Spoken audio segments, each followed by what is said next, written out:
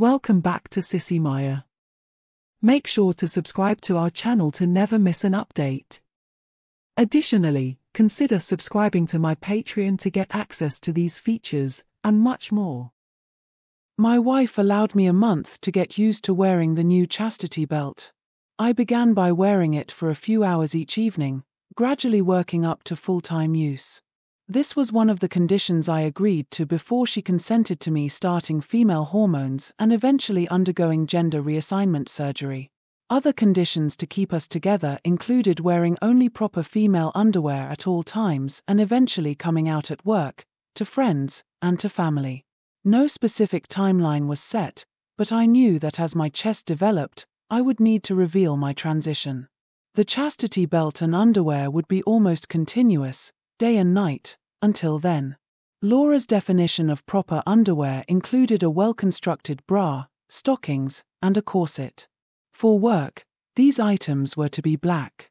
She also planned to gradually train my figure by tightening my corsets to achieve what she deemed a proper silhouette. Initially, I wore my usual male attire, but once I started wearing a corset, my slacks no longer fit. Laura made it clear that my outerwear would become increasingly feminine over time. Put on your corset this morning after your bath.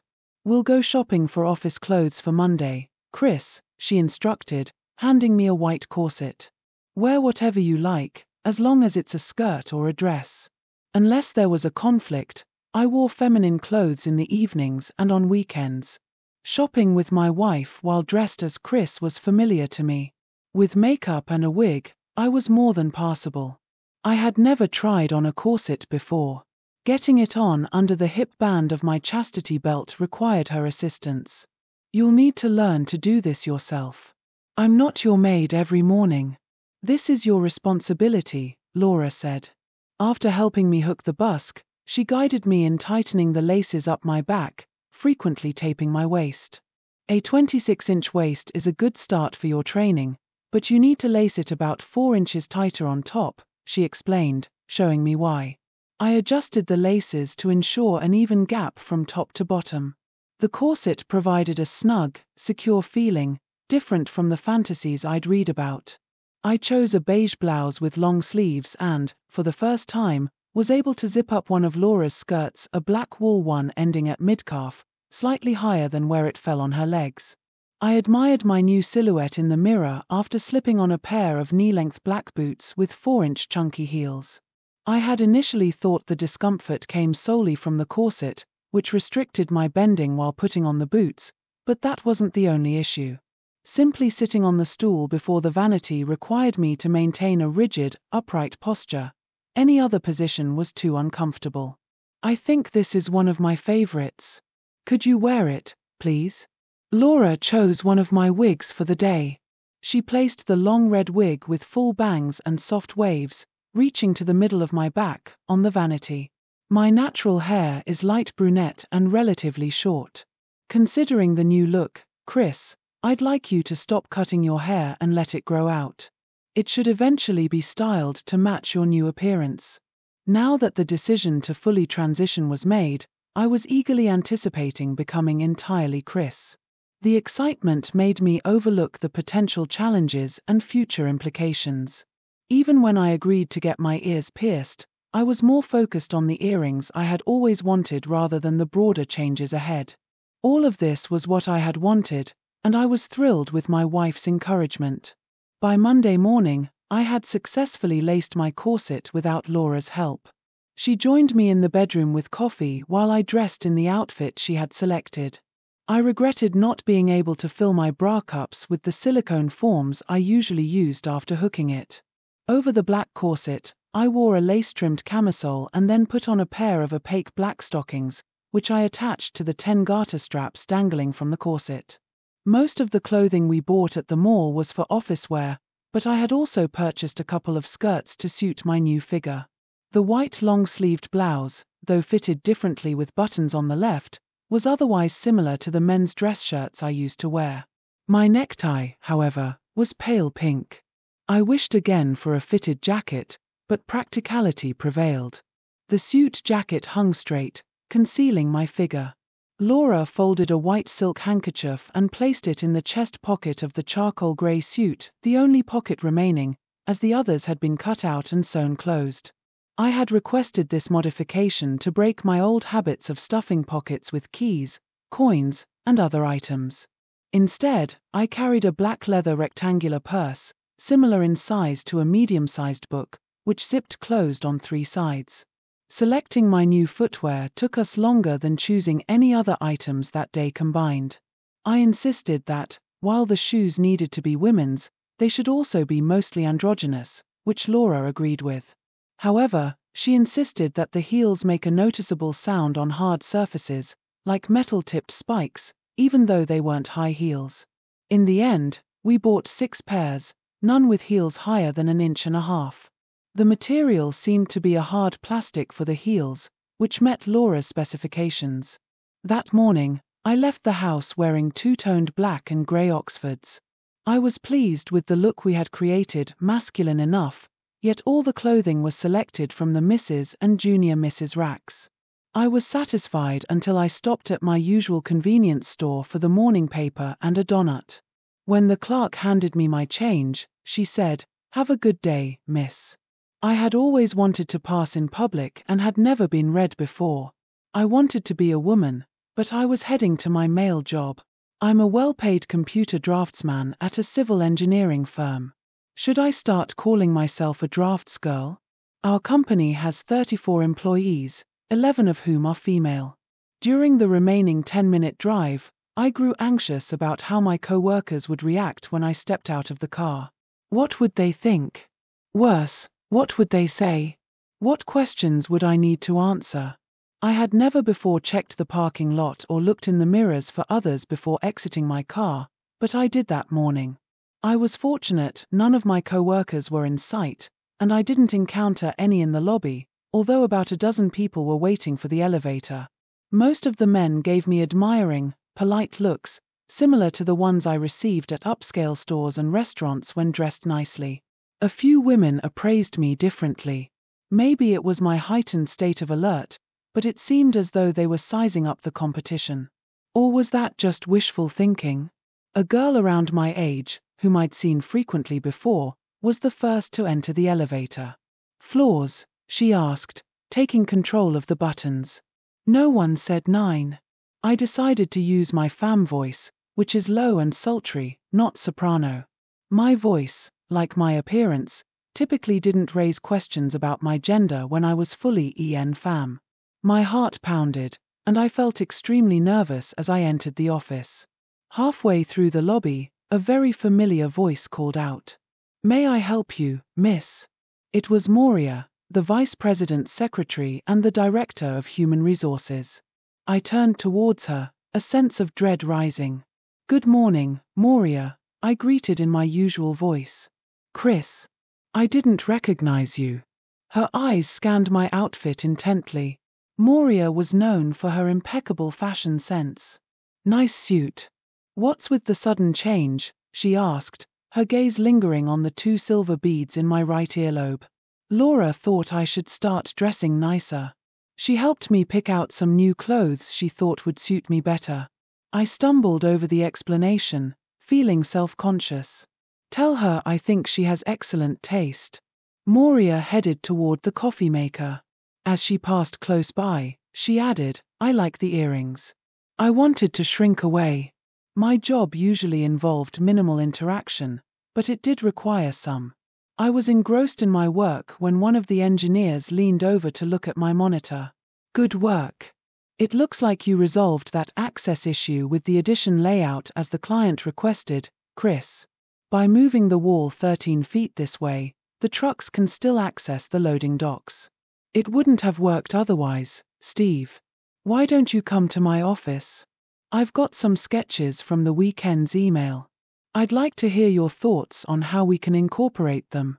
He gestured for me to follow him. I grabbed a pad and followed him across the hall.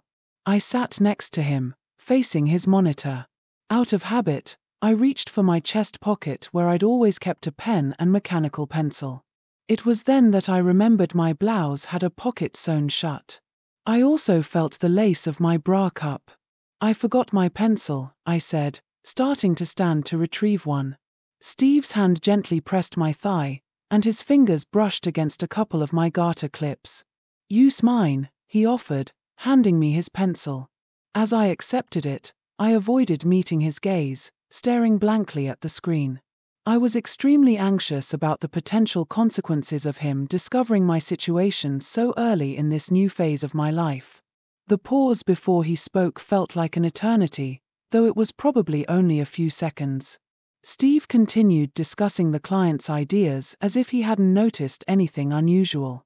By 9 o'clock, I needed to use the bathroom and excused myself. The sound of my heels on the tiled floor attracted the attention of those gathered by the coffee machine as I headed into the hallway. Instead of going to the urinals as usual, I went to a stall. I knew I wouldn't be using a urinal again. A new problem arose when I finished. Having only used the bathroom at home while adjusting to my chastity belt, I was used to washing and drying thoroughly. My belt had a secondary shield, enhancing my feminine appearance as chosen by Laura.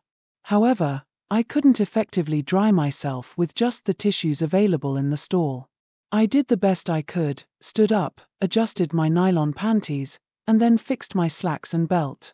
When I returned to the lobby, conversation in the coffee area halted abruptly as I walked by. The sudden silence made me feel self-conscious, and my cheeks flushed with embarrassment. Steve watched me intently as I re-entered his office to continue our discussion, but he didn't comment on my appearance. Congratulations, Claire. Let's celebrate by getting another pair of ear piercings to mark this milestone. Though my pierced ears had been commented on when I first wore silver studs to the office, those remarks had faded by the end of the second week. Most colleagues had accepted my new look without much fuss. I agreed to Laura's suggestion readily. After months of waiting, my chest finally began to develop. Until then, Laura had kept my level of femininity at the office unchanged, but once my curves became noticeable, that changed. After wearing a corset nearly around the clock, I had tightened it to 21 inches, and my slacks were resized to accommodate my new figure.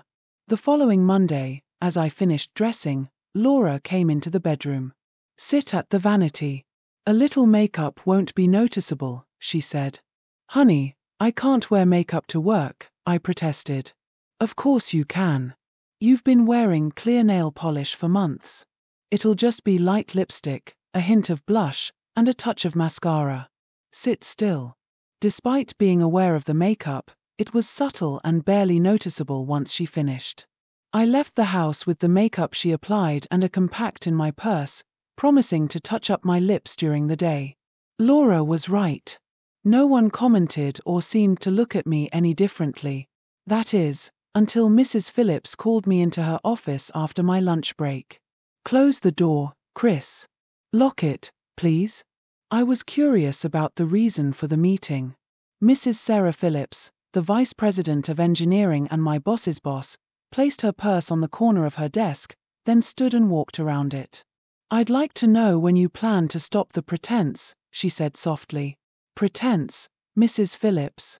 Come on, Claire. Hearing her use my preferred name made me flinch. It's been clear to me what you've been doing for over a year. I'd like you to stop pretending and move forward with it. I stood frozen as she loosened the knot of her red silk necktie. You're an excellent designer, Claire, and I don't care if you're pre-op transgender or anything else. What I do care about is you being true to yourself. Unbutton your collar. Oh, and take off your jacket first. I complied meekly. Oh my. So that's what you've been hiding underneath. Mrs. Phillips smiled broadly as she examined my waist. The suit jacket hadn't concealed the fitted blouse and corset beneath. She walked around me, her finger tracing the laces and bra strap. Facing me again, she picked up her purse. Did you intend to continue working here during your transition, Claire? Her use of the past tense was unsettled me. It is my intention, Mrs. Phillips. And when were you planning to tell us? She asked. When I could no longer hide things, especially my chest, I replied honestly. And suppose today is that day? I won't let you hide any longer. Is this shade okay with you? It matches your tie pretty well, she said, holding a tube of bright red lipstick poised for application. I nodded in agreement. She then proceeded with foundation, blush, eyeshadow, and mascara. Sit down and talk to me while I paint your nails. I complied. She adjusted my red necktie into a scarf and unbuttoned a few more buttons, revealing 2 herringbone necklaces that had been hidden by my blouse. They lay exposed on top of the fabric. Much better, Mrs. Phillips said, and then picked up her phone. Martin, Sarah here. I'm ready. Do you have a few minutes? After hanging up, she turned to me. Mr. Hayes and I discussed you before lunch. He's ready to meet you, so you should prepare yourself for meeting everyone else. Do you still use the same last name? She asked. I could only nod in response. Few people noticed as I followed her to the owner's office.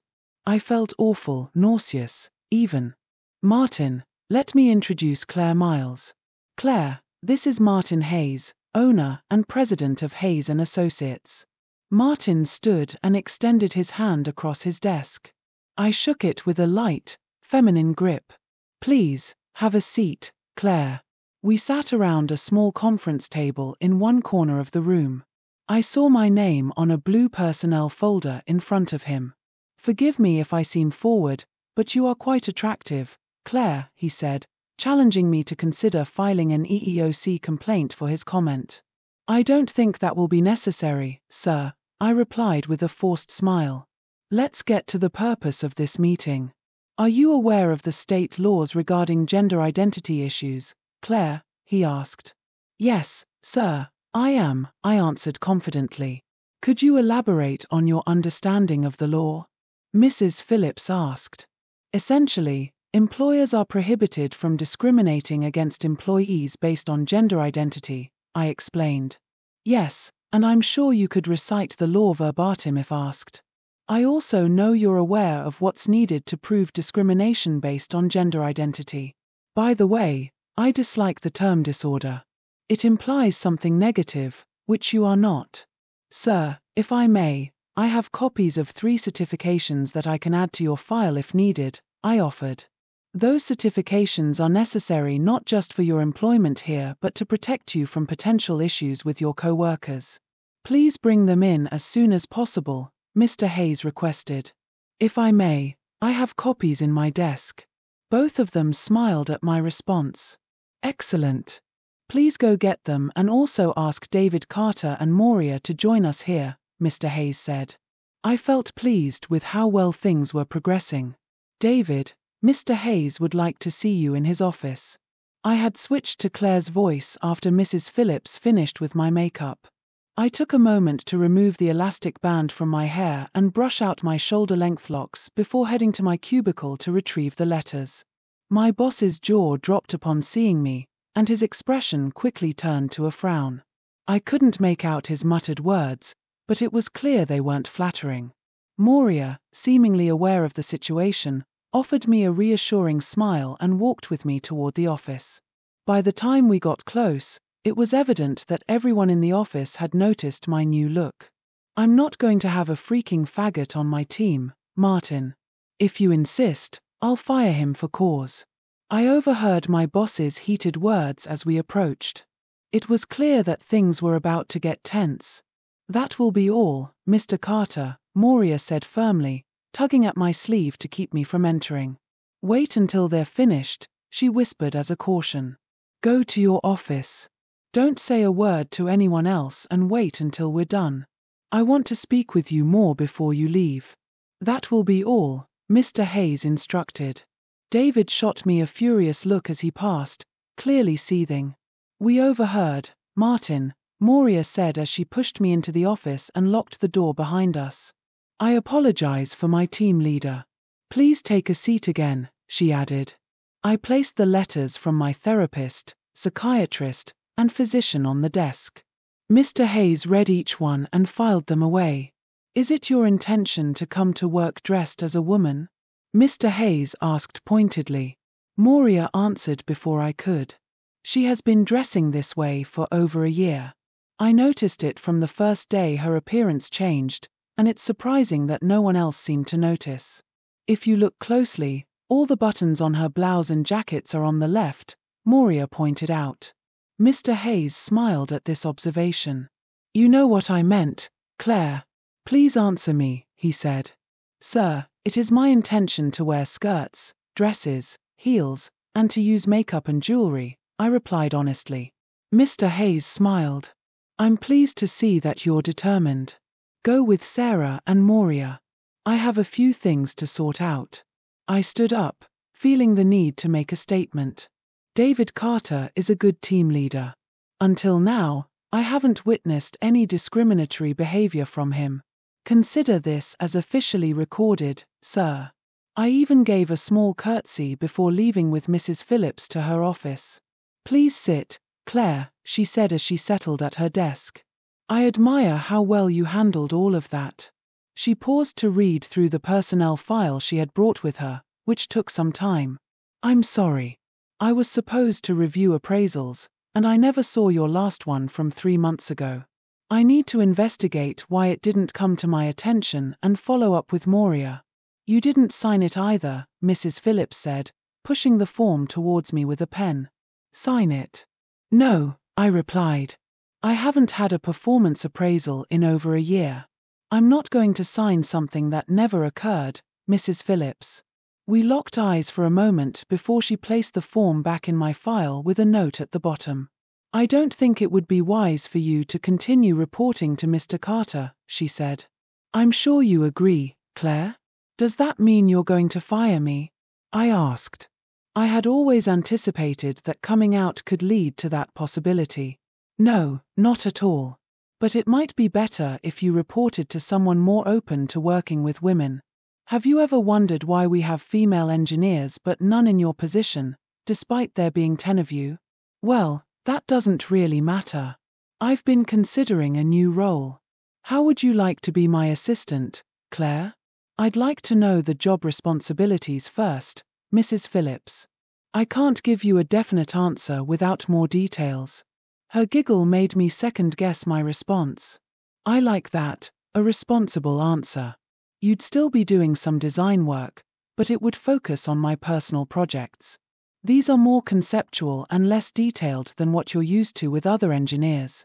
I handle the larger projects, meeting with clients to understand their needs, presenting ideas to them, and if they approve, assigning the work to my staff engineers. The role involves many meetings and some fieldwork, as well as secretarial duties for me. You'll have the empty cubicle outside my office. How do you think you'd fit in that role, Claire? I considered it carefully. Facing clients in various situations was a bit daunting, but it was something I'd need to adapt to. The workstation would offer less privacy, exposing me more to the office staff. I believe I can perform well in that position. Thank you for the opportunity, Mrs. Phillips. Good. Since we'll be working closely together, you can call me Sarah, she said with a smile. For meetings, you'll be expected to maintain an attractive appearance. Meetings can be scheduled or spontaneous. Do you understand what I'm saying? I responded with a giggle. Yes, Sarah. I need to be as attractive as possible at all times. Exactly. Tomorrow, we'll be at Donaldson Industries at 11 to discuss a major expansion. Expect to work through lunch and the afternoon. Frequent unplanned overtime is part of the job. Oh, I almost forgot to mention the salary, she added. Feeling overwhelmed by the changes, especially the significant raise, I began clearing out my things from my former desk. Did they fire you, Chris? Steve Marshall asked with concern. You know I've known from the start. Yes, and I appreciate you never mentioning it, I replied with a smile. Well, I wouldn't want anyone to know they'd read me, he joked, making me laugh. I had never considered Steve as a T-girl too. I changed the topic. No, I wasn't fired. I was promoted to Mrs. Phillips' assistant. Congratulations, Steve said. Let me help you with that. Laura was thrilled with the news when I shared it with her.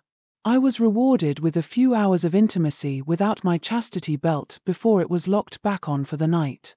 The next morning, dressed in my best black suit with a lacy white blouse, black stockings, and patent ankle strap pumps, I arrived at the office nearly 20 minutes early. I wanted to avoid any reception committee that might be gathered to see me. Although I heard noises suggesting I wasn't alone, I didn't spot anyone as I walked to my desk. With a blank appointment book from the supply room, I took Sarah's from her desk and began copying what I needed into mine. I'd worn nail extensions before, but they still felt unfamiliar. Despite a late night, I'd woken up early to style my hair and apply them. I looked up when I noticed someone standing in front of my desk. It was David Carter. "I want to apologize, Chris," he said, though his tone lacked sincerity. "Thank you. Apology accepted," I replied flatly. We exchanged a brief stare before he walked away. I assumed he was instructed to apologize. Shrugging it off, I returned to my task. "Good morning, Claire." "Good morning, Sarah." I stood. "Would you like coffee?" "Yes, thank you." Black. I was right about my co-workers. They were waiting in the lobby to see the new girl. I knew I looked good and, based on their reactions, I surprised most of them. Many had questions, some offered compliments and congratulations, while a few kept their distance, simply staring. Carrying Sarah's coffee, I went into her office with her appointment book, pen, and pad. "I think I've noted everything I need to in this," I said as I replaced the book and prepared to take notes. Sarah nearly spilled her coffee as she giggled. "We'll leave at 10:30. You should find the Donaldson file in the cabinet, familiarize yourself with it, and review the other files," she said, handing me a shopping bag. "This is for you. It contains things we'll need," she added. I opened the bag to find a thin black leather briefcase, large enough to hold a folded C-sized drawing. "Thank you, Sarah. It's very nice," I said, noting the engraved silver tag with my name. "You're welcome." Sarah waved me off while picking up her phone. The Donaldson file was sparse, indicating we hadn't worked with them before.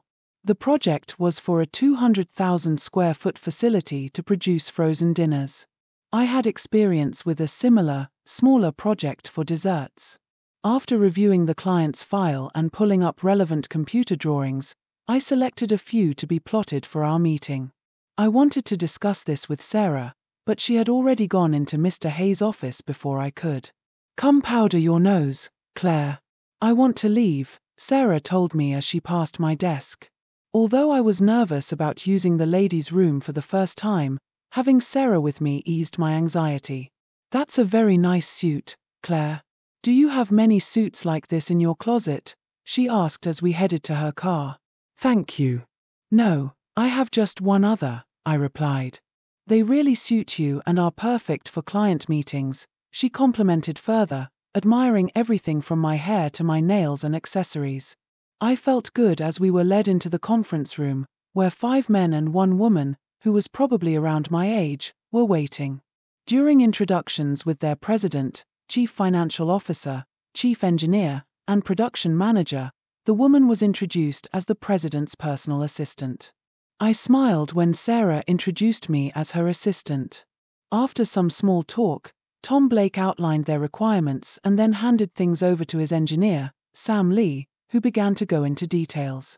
Sarah represented our firm, explaining our resources and capabilities for the project. I remained quiet, paying close attention and taking detailed notes. Carol, another colleague, was doing the same. Lunch was served, and the conversation shifted to lighter topics before we returned to the work at hand. "Sarah, has Hayes and Associates done any projects similar to what we're looking for?" Mark Daniels, their CFO, asked. "Yes, we designed and engineered McAlbert's new frozen dessert plant." As Sarah spoke, I reached for my new briefcase. "I wish I had brought some layouts to show you." I placed the 3 drawings on the table in front of Sarah. She glanced at me, smiled slightly, and then turned her attention back to the group. "Claire only started her new role this morning," Sarah clarified. "These are layouts of McAlbert's finished plant that she just handed me." She added with a laugh, "It seems my new assistant is already trying to make me look bad." No, it seems she's actually making you look very good by showing us that hiring her was an excellent decision, Mr. Blake said with a broad smile. Sarah took a moment to review the drawings I'd placed in front of her and then pushed them back to me. I should clarify. I promoted Claire yesterday. She's been with us for a couple of years, Sarah explained. Claire, could you describe what we have here? Sarah asked. I stood and unfolded the first drawing. Gentlemen, this is the plot plan prepared for the site review to obtain a building permit. It shows the 75,000 square foot facility on a 10-acre site. Access routes are indicated here, this one for the office staff, I pointed with my pen, and this one for plant workers to the rear lot, with a third route for shipping and receiving. All except for office staff and visitors have security-controlled entry and exit. Hayes & Associates is not a general contractor but was awarded an engineering construction management contract for the project. I continued, unfolding the next drawing, which detailed the interior layout without the equipment. I described the various areas and the flow of traffic and ingredients. This last drawing is an exterior rendering. Do you have their equipment layout, Claire? Sam asked. No, I don't have it with me. The equipment layout is proprietary, and we are bound by a non-disclosure agreement that prevents us from sharing it, sir, I explained. I hadn't brought one because I felt it would be inappropriate to disclose it. I'm glad to hear that your firm takes such agreements seriously, Sarah, Mr. Blake said. Donaldson's does as well. While the discussions continued, I had sketched a conceptual layout of their plant and taken notes. I showed the sketch to the group. Sarah, focused on her work, hadn't noticed my drawing until she leaned in with our potential clients to examine it. Make her an offer she can't refuse, Tom. With her on board, I don't think we'll need to look elsewhere, Sam joked. Where did you get your degree, Claire? Mark asked. My son is looking at universities for engineering. I don't have a degree. I could never afford college and was previously just a CAD designer, I replied. You did an excellent job today. I have to say, I was very impressed, Claire. Thank you, I replied. We have their support, but we still need to prepare a formal proposal to secure the contract. I need that sketch of yours drawn up and ready for a 9 a.m. meeting with my team. I started to protest but then said, certainly, without adding anything else. Overtime was part of the new role, as I had been informed. Hi, hun. I'm back at the office. Hi, Chrissy. I've got a special celebration dinner planned. What time will you be home? I'm not sure, I told Laura. I need to finish a drawing for an important meeting in the morning. If I'm lucky, I'll be home by 11. Thanks for thinking of me. Laura hung up abruptly, clearly annoyed, and often expressed her displeasure by giving me the silent treatment. Despite feeling guilty, I focused on my work, knowing that if I called her back, she wouldn't answer. I was deep into the layout when my phone rang, startling me. Hayes & Associates. This is Claire. Claire Miles, a man asked. I confirmed it was me. This is Gary from security. There's a woman here to see you. Who is it? It's your sister, Laura. She wants to come up. That's fine. Thanks, Pete. After hanging up, I went to the lobby to unlock the door and wait. Laura looked stunning in a black cocktail dress. She carried 2 takeout styrofoam containers. Only your car and Pete's are in the parking lot, she said, somewhat sheepishly, but without an apology. Show me your office, Chrissy. I led her to it, knowing how to handle Laura when she was upset. Despite the delicious aroma from the food containers, I remained quiet. She placed the food on my desk and then sat down at my computer.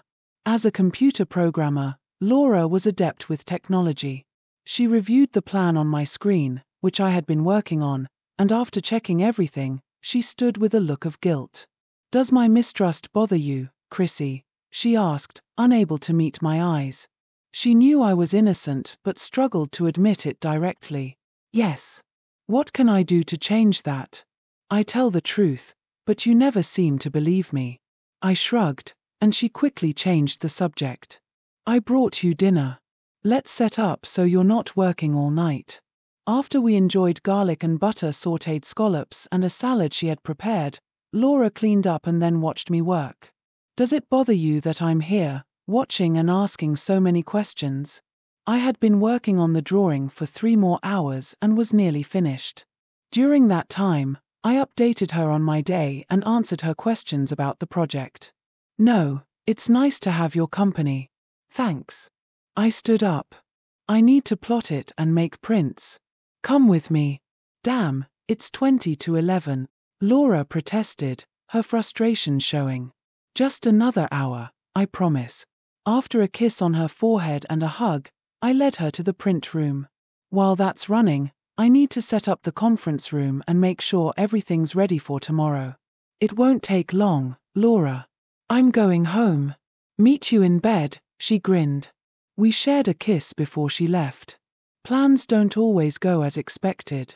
I managed a few hours of sleep on one of the lobby couches and a quick paper towel bath in the ladies' room. My travel kit in the car trunk had basic toiletries for brushing my teeth, applying deodorant, and shaving, but it didn't provide fresh clothes. After fixing my hair and redoing my makeup, I was busy preparing a proposal when Sarah walked in at 7 o'clock. Good morning, Sarah, I greeted. Good morning, she replied, her eyes taking in my appearance. Are we ready? I'll have the draft proposal done before 9, Sarah. The conference room is set up. Would you like some coffee? I stood up. What time did you go home, Claire? She asked. There was a lot to do. I managed about 3 hours of sleep on a couch in the lobby, I explained, which made her frown deeply. Have you eaten? My spouse brought me supper, I said. And breakfast? Was that a question or an offer, Sarah? Yes, please, I added with a smile. She laughed and grabbed my wrist. Let's go. My treat. We walked to a diner about a block away. Claire, I want you to know I'm not happy that you worked all night at the office, Sarah said as we ate.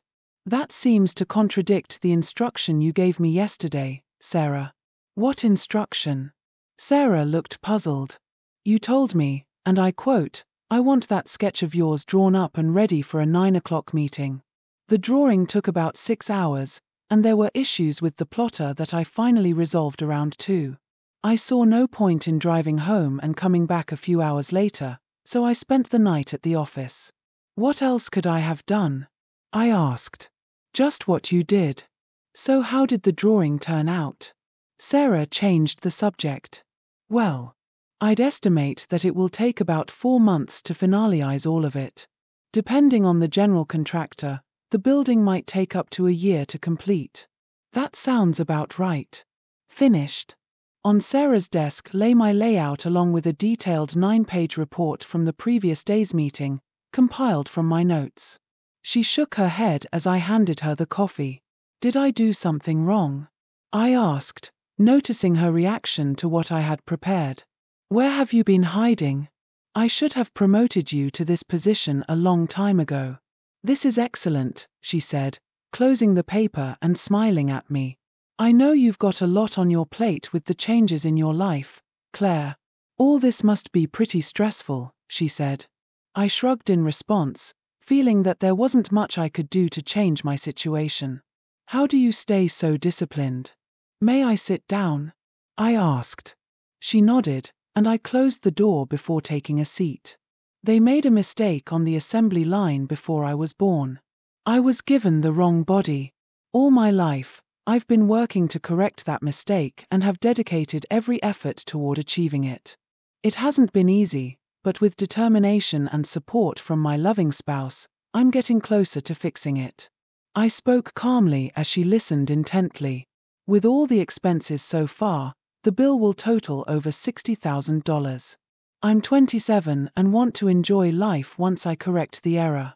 Hard work and dedication are the only ways to get there.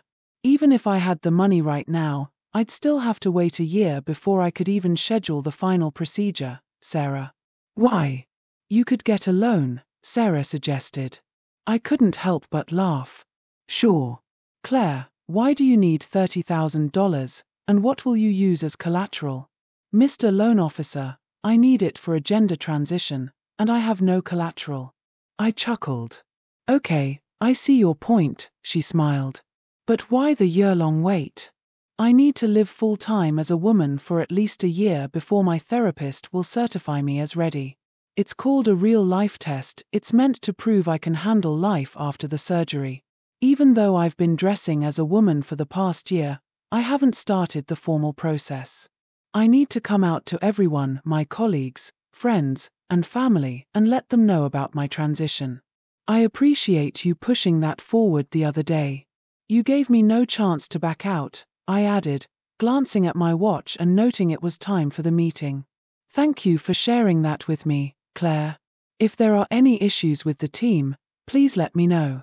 As expected, David, the supervisor of the designers, was among the attendees. He scrutinized me closely, taking in every detail of my appearance. All the engineers were present as well. Good morning, Sarah began. Yesterday, my personal assistant and I met with the principals of Donaldson Industries to discuss their new plant project. Before you is a conceptual site layout and a detailed report summarizing our meeting. My assistant, Claire Miles, will walk you through the project, summarize where we stand, and answer your questions. Sarah sat down, and I was signaled to the head of the conference table. Me. I wasn't prepared for this. I stood and walked to where I was directed. Good morning, I said, trying to smile. I definitely had everyone's attention. If you'll look at the drawing, I'll explain it. Please feel free to interrupt with questions. Donaldson plans to build a facility of approximately 200,000 square feet to handle the preparation, processing, packaging, warehousing, and shipping of dinner items, mostly frozen, I explained. By the end of my presentation, nearly 3 hours later, I had earned the support and confidence of everyone in the room, including my former boss, David Carter. After addressing all the questions, he stood up. As many of you know, Claire used to report to me. I must admit I was shocked. No, I was outraged, seeing her in makeup and dressed as she was a few days ago. I'm a bigot, and I'm ashamed of the thoughts and comments I had about her. I want to apologize to all of you, especially to you, Claire. He looked me directly in the eye. You did an outstanding job on this. With that, David turned and left the conference room. Someone started to applaud, and soon everyone joined in, giving me a standing ovation. It was incredibly embarrassing. My chest continued to expand, and my waist kept shrinking. By January, I was overflowing a C-cup bra and closing my corsets at just under 18 inches. Laura had bet me a new wardrobe for Christmas and had taken on the task of altering my clothes to fit my new figure. I felt fantastic about the changes. The only aspect I struggled with was the chastity belt. Aside from bi-weekly inspections and cleaning under Laura's strict supervision, it hadn't been removed in 9 months. She had made it clear that it would stay on until my surgery and would only be removed after I was sedated. Laura had already bought a female belt, which now sat on a display stand in our living room. The only comfort I found was her promise of regular intimate moments together once I was fully healed. Her reasoning was straightforward. If I wanted to be a woman, I shouldn't experience it as a man. If I wasn't a homosexual male, I shouldn't desire intimacy with men. I had told her that I felt female inside, and since I wanted to be with her, I identified as a lesbian. Laura was fine with that. If we were staying married, she expected me to remain solely hers. My hormone regimen included a testosterone blocker, which effectively eliminated any male desires, and I couldn't get excited enough, no matter how much I might want one. The belt had long ceased to bother me in that regard. What troubled me was the constant discomfort of living with it locked on. Maintaining hygiene required extra effort. I had to carefully choose my skirts and dresses to avoid them showing, and the belt restricted my movements, sitting and lying down. Being tightly corseted added another layer of restriction, demanding perfect posture to remain somewhat comfortable. I could only sleep on my back. Any other position was extremely uncomfortable due to the combination of the corset and the belt. Though these issues were annoying, overall, I was quite happy with how things were progressing.